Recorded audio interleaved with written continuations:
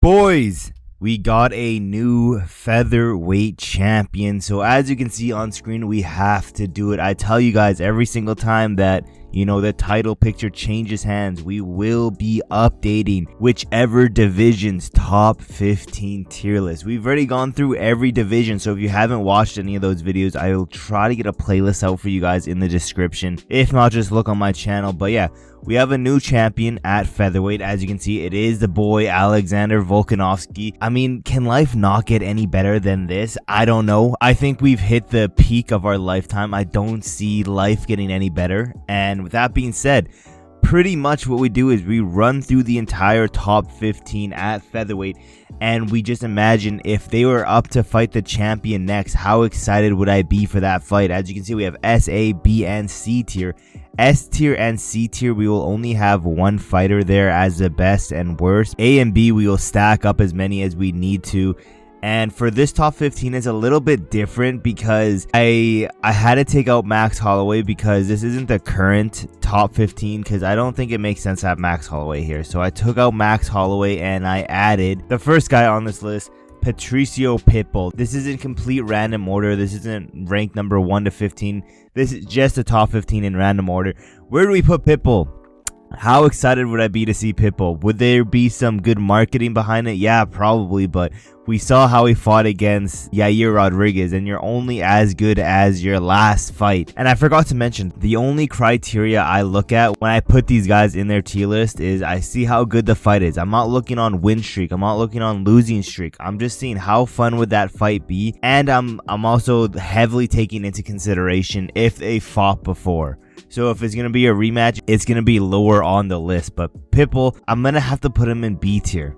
You're only as good as your last fight. He looked like ass in there.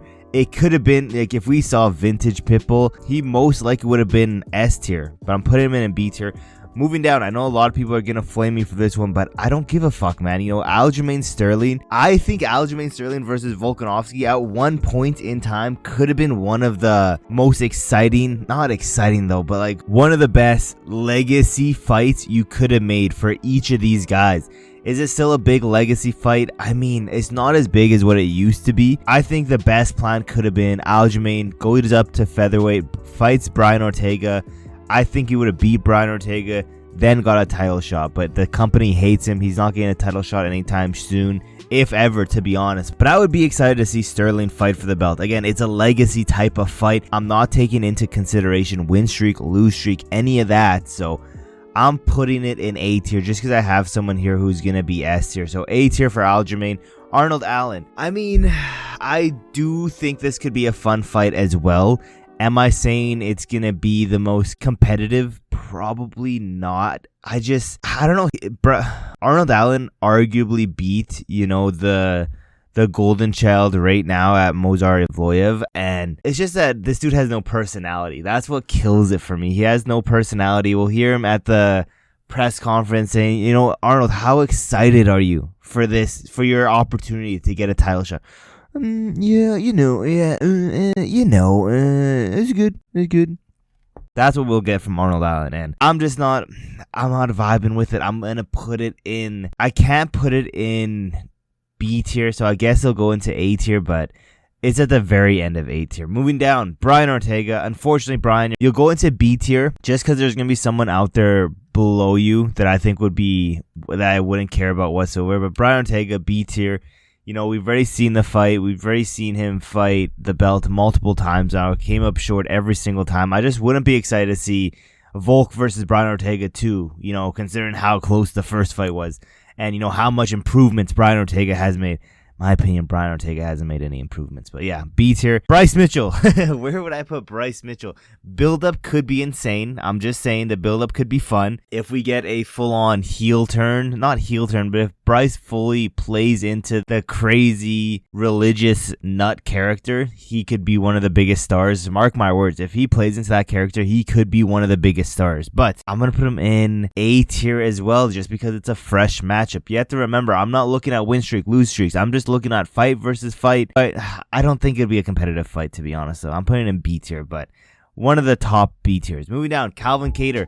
Yes, it's a competitive matchup, I'm not looking at win or loss streaks, but I am looking at performance, and Calvin Kattar has shown he is on the decline, to be honest. In my opinion, I don't think he's top 5 level at all, and I think Volkanovski does nasty things to him. With that logic, I should put him in A tier so Volk can get an easy title defense and just pad up his resume, but I don't want that. Also going into B tier. Dan Ige, I mean, it's fun and all saying, yeah, Dan Ige is the guy, he's the man, he stepped up on like short notice, but again, B tier. I just don't think he would be competitive out there with Volkanovski.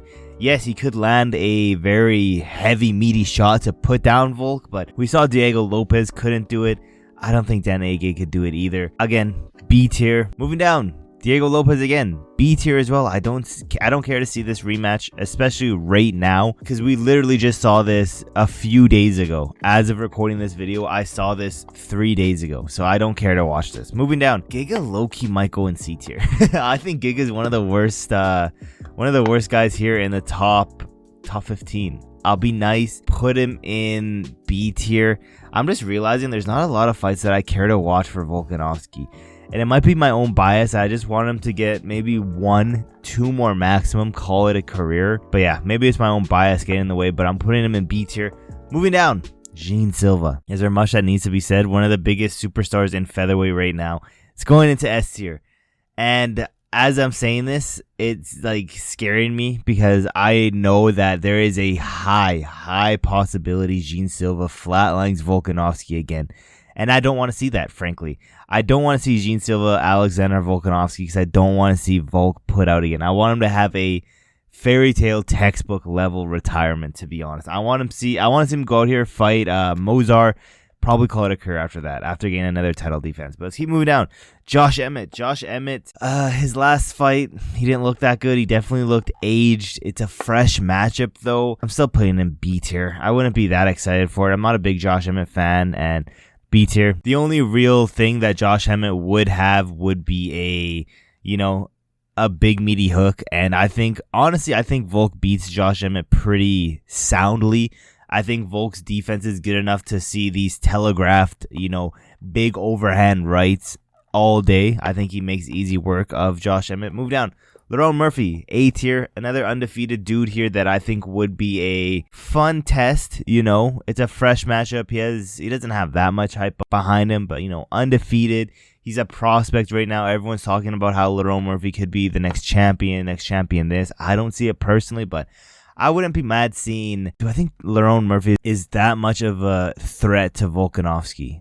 I don't think so. Again, it might be recency bias, but I low-key could see Volk beating a lot of guys in this division right now, even as he is past his prime. Like Lerone Murphy. I could see him beating Lerone Murphy.